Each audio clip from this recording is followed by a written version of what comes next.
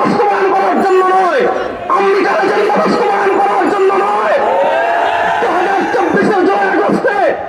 curfew ভেঙে প্রথম ঢাকার রাজপথে যিনি বের হয়েছিলেন, মুফতি সৈয়দ ফয়জুল করিমকে সামনে রেখে বলছি, যদি বাংলাদেশে আপনারা পাকিস্তানে আপনারা যদি আমেরিকান এজেন্ডা বাস্তবায়ন করতে চান, ভারতের এজেন্ডা বাস্তবায়ন করতে চান, বাংলাদেশে আরেকটা বিপ্লবের প্রয়োজন হলে মুফতি ফয়জুল করিমের নেতৃত্বে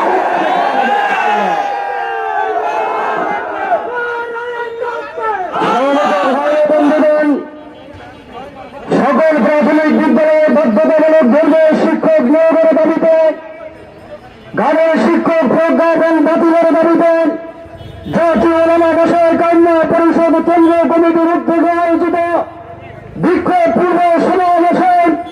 প্রধান অতিথির বক্তব্য নিয়ে আসছেন জুলাই বিপ্লব